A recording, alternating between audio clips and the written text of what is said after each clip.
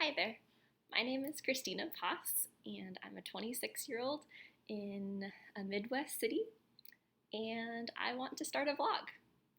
I want to start a vlog partially because it's quarantine and everyone's really bored out of their minds and I'm tired of monotony, but also because I want to help you and anyone else who pays attention to this. If I get 1 or 2 views or 700 views, it doesn't matter to me. I just want to give bored people an opportunity to learn from a fellow bored person about how to get through. I do plan to stay quarantined for probably most of 2020, and so I need a lot of things to do inside. Now, I know that introverts are probably loving quarantine, but even get a little tired of that.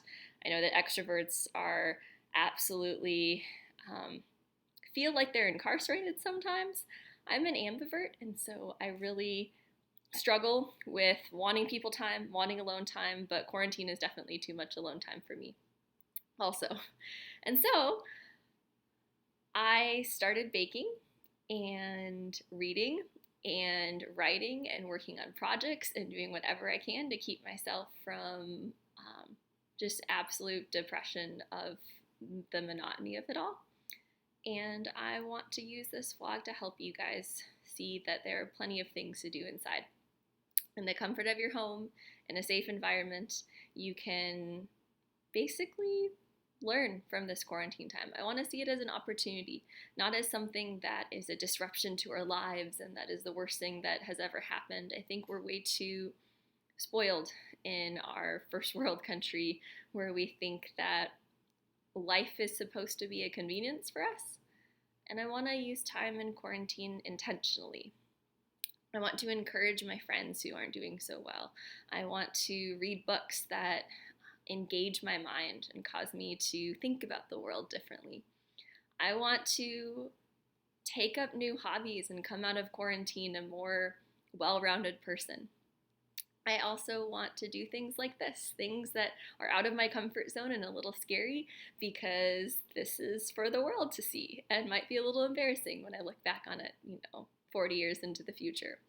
But these are really crazy times, and so I think crazy times calls for crazy measures, crazy projects, and crazy new things. So with that being said, I want to introduce you to 3 things that have helped me through quarantine in the past couple weeks. 1, baking. Now, I know what you're thinking. The whole world's been baking in quarantine because that's why we can't find yeast at the grocery store and why it's difficult to find flour or sugar or anything else that you would like to find. You have to understand, I'm not a baker. Like, so not a baker that I told my now husband of 54 days that I don't think 54 days is right. We've been married for like April 4th. Do the math in your head, whenever April 4th is from. Anyways, I do not bake. I bake brownies from a box in the oven. That's it.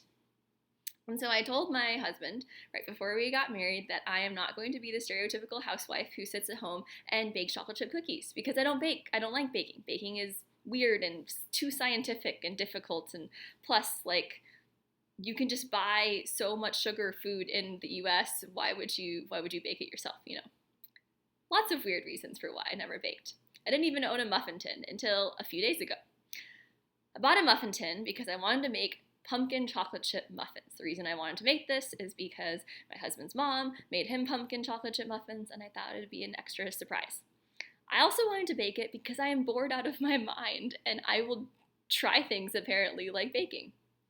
And so I ended up trying this new recipe, buying a muffin tin, which I've never had before, and made pumpkin chocolate chip muffins. And they were delicious and wonderful. And suddenly I thought, I should try new things more often, and maybe I'm a baker. Well, the next recipe I tried was lemon poppy seed muffins, and those did not turn out very well, so I need to try those again. But the important thing is that it's okay to try new things and to step out of your comfort zone and to end up with a really beautiful product. And I think that, again, this quarantine will be a great opportunity to come out of it stronger. Apparently, I'm going to come out of it a baker. I also tried making rolls. Kneading is an interesting thing. I don't think I got it right. So they turned out more like biscuits, but that's okay too. And all of a sudden, I'm a baker now.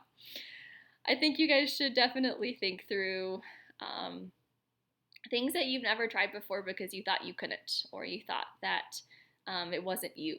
You never know what might fit you and what you might become. Other thing, number 2, is book reading. Okay, now everyone knows that I read lots of books, but I read a lot of nonfiction books, and fiction books is sort of out of my comfort zone, mainly because I don't know what I'll find. I don't know if the story will make me cry, or will be difficult to understand, or if I'll just get bored and unengaged. And so I tried fiction again, and via a recommendation from a Facebook friend on Goodreads, I read this totally innocent, cute teenage fiction book called Tweet Cute. Now, this book was delightful. It was occupying my mind for a solid week when I tore through it, and it's just a really sweet sort of love story about high schoolers who are going through a lot of difficult pressures academically and from their families, and not knowing what they want to do with the rest of their lives, and not knowing how to make friends in a school that just pushes academia so hard. And so they meet each other through a few different ways. I don't want to give away the whole story, but it's adorable and wonderful, and I laughed a lot. And I just enjoyed the creativity of a brand new author who's never written a book before. And then that inspired me. Maybe I could write my own book. Maybe I could work on my own poetry book.